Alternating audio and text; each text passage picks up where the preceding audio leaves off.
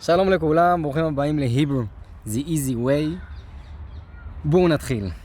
קפטן הדוק ונסטור היו באמצע שיחה. מה זה שיחה?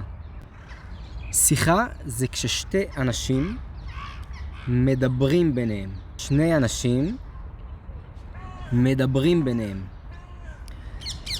אז קפטן הדוק ונסטור היו באמצע שיחה.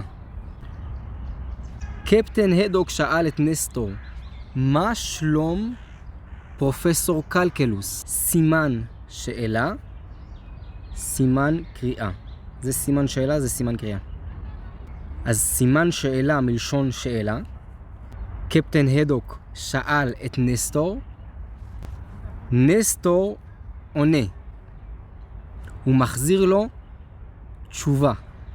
הוא עונה לו, פרופסור קלקלוס, הוא לא כתב לך? הוא לא כתב לך? הוא נסע מכאן לפני 3 שבועות. מה זה 3 שבועות? מה זה נסע? ראינו בסרטונים הקודמים. ואז קפטן הדוק שואל, קלקלוס נסע? הוא שוב פעם שואל. שוב פעם. ועכשיו התשובה של נסטור. נסטור עונה בחזרה. הוא עונה שוב פעם לקפטן הדוק.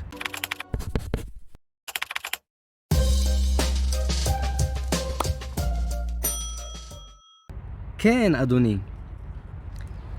לפני 3 שבועות ביקר אצלו אדון בעל מבטא זר. ביקר אצל פרופסור קלקלוס, אצלו. ביקר. מה זה ביקר? לדוגמה, הארי, רון והרמיוני הם חברים. רון הוא החבר הכי טוב של הארי. הם הכי קרובים. וגם הרמיוני חברה של הארי ורון. הם כולם חברים. אם לדוגמה רון חולה והארי והרמיוני, החברים של רון, באים לבקר אותו במרפאה. זה המרפאה. זאת האחות של המרפאה. זה רון שוכב על המיטה כי הוא חולה. רון חולה. והארי והרמיוני באו לבקר אותו. הם באו לבקר אותו במרפאה. אז זה לבקר. לפני 3 שבועות ביקר אצלו, אצל הפרופסור, אדון בעל מבטא זר. אתם זוכרים אדון? גם בסרטונים הקודמים. כמו אדון וגברת דרסלי. זה אדון. אדון וגברת. ביקר אצלו אדון בעל מבטא זר. מה זה בעל? בעל זה שיש לו. אדון שיש לו מבטא זר. לדוגמה, אני בעל העט הזה. העט הזה שלי. אני בעל המשקפיים האלה. יש לי משקפיים. המשקפיים האלה שלי. יש לי משקפיים. בעל מבטא זר שיש לו מבטא זר. מה זה מבטא זר? מבטא זר זה לדוגמה מבטא זר. זה לדוגמה מבטא רוסי. מבטא רוסי זה מבטא רוסי. רוסי זה מישהו שהוא גר ברוסיה, שנולד ברוסיה. מישהו שנולד ברוסיה. זה מבטא רוסי. מבטא של מישהו שמדבר רוסית. מבטא צרפתי. מבטא צרפתי זה מישהו שמדבר צרפתית. צרפתית. צרפתי זה מישהו שנולד בצרפת. שנולד בצרפת. צרפת.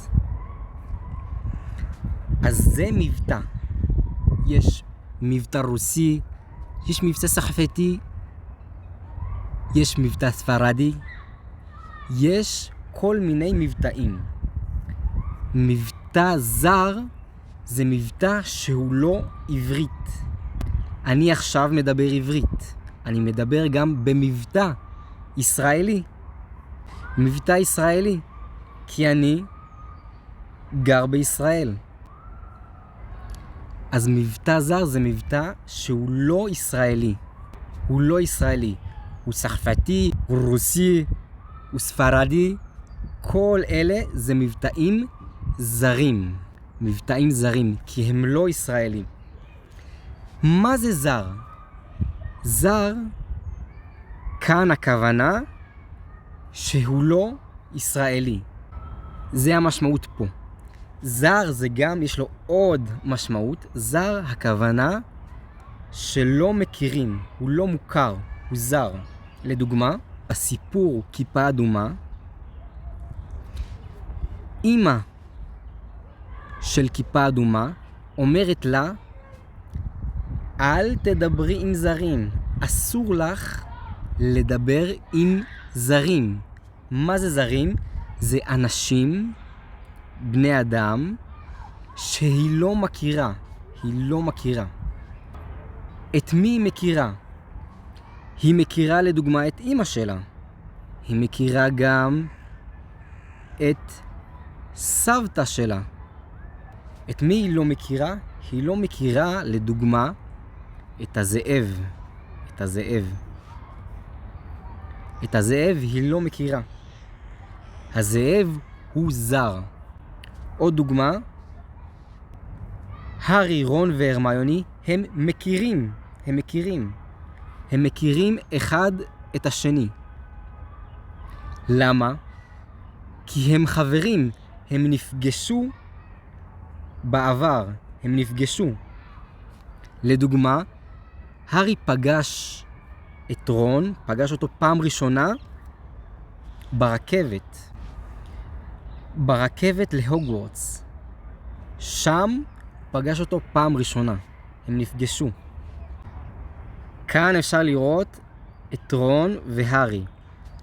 פה הם נפגשו בפעם הראשונה. לכן הם מכירים. הם מכירים. רון הוא לא זר. הוא לא זר להארי. והארי הוא לא זר לרון. הם מכירים כבר. הם חברים. פה הם הכירו פעם ראשונה.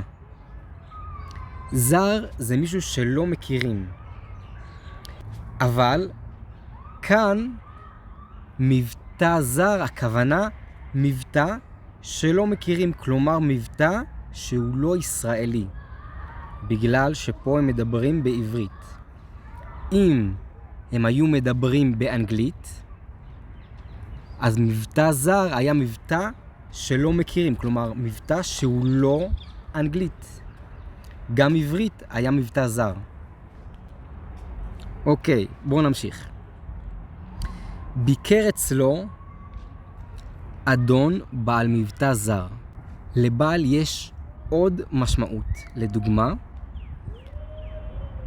זאת פטוניה, והבעל שלה זה ורנון. ורנון הוא הבעל של פטוניה. פטוניה היא אשתו של ורנון. אז ורנון ופטוניה הם בעל ואישה. הם בעל ואישה. הם התחתנו. חתונה. בסרטים תמיד יש את הכומר שמחתן, והוא אומר, אני מכריז עליכם כבעל ואישה. כן, זה בעל ואישה. אז זה עוד משמעות למילה בעל. אבל כאן זה בעל זה שיש לו. אוקיי, בואו נמשיך. ביקר אצלו אדון בעל מבטא זר, שיש לו מבטא זר. לדוגמה רוסית, לדוגמה צרפתית, לדוגמה ספרדית. מבטא זר. הם ניהלו שיחה ארוכה. זוכרים שיחה? בתחילת הוידאו אמרתי שקפטן הדוק ונסטור היו באמצע שיחה. הם ניהלו שיחה. הם, האדון ופרופסור קלקלוס, הם ניהלו שיחה. לנהל שיחה זה ביטוי. הכוונה לדבר. גם קפטן הדוק ונסטור עכשיו מנהלים שיחה. זה לנהל שיחה. הם ניהלו שיחה ארוכה. קצר, ארוך. קצר זה ההפך מארוך. קצר וארוך. הם ניהלו שיחה ארוכה. אחר כך הפרופסור ארז את המזוודה. מזוודה, אתם זוכרים? זה המזוודה של טינטין. אלה המזוודות של קפטן הדוק שנסטור סוחב אותם. זה מזוודה. מה זה ארז את המזוודה? ארז. מה זה לארוז? זה לארוז מזוודה. הכוונה לסדר בתוך המזוודה. זאת המזוודה, והבן אדם פה מסדר בגדים, זה נראה כמו בגדים, בתוך המזוודה. פה אנחנו רואים שהאימא ארזה לילדה שלה כדור בתוך המזוודה. היא מסדרת, היא שמה פה כדור, פה בגדים, זה לסדר. היא מסדרת בתוך המזוודה. אז הפרופסור ארז את המזוודה שלו, והם, האדון והפרופסור, הם נסעו ביחד. מה זה ביחד? לבד זה ההפך מביחד. פה אנחנו רואים ילד הוא לבד, הוא בצד. פה כל החברים הם החברים ביחד, אבל הוא לבד. הנה עוד ילד שלבד, הוא לא ביחד. ביחד זה שיש איתך עוד מישהו. לדוגמה, פה נסטור הוא ביחד עם קפטן הדוק וגם ביחד עם טינטין. הם ביחד. טינטין לא לבד, הוא נמצא ביחד עם נסטור וקפטן הדוק. זה ביחד. אז הם, הפרופסור והאדון, בעל המבטא הזר, הם נסעו ביחד. במה הם נסעו? אתם זוכרים? נסעו? אפשר לנסוע בכל מיני דרכים. אפשר לנסוע ברכבת, אפשר לנסוע באופניים, אפשר גם לנסוע ברכב. כנראה שהם נסעו ברכב. אני חושב, לא יודע.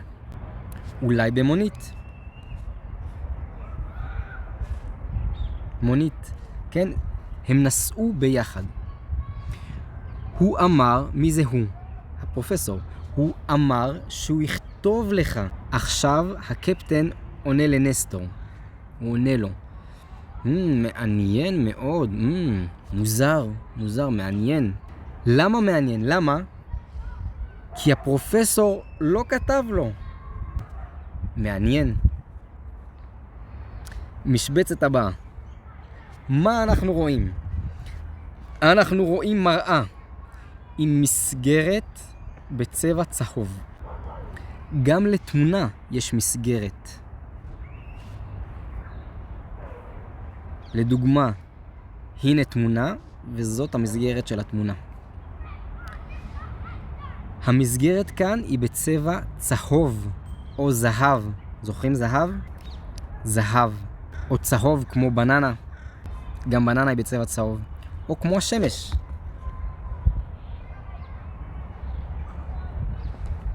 השמש היא גם צהובה.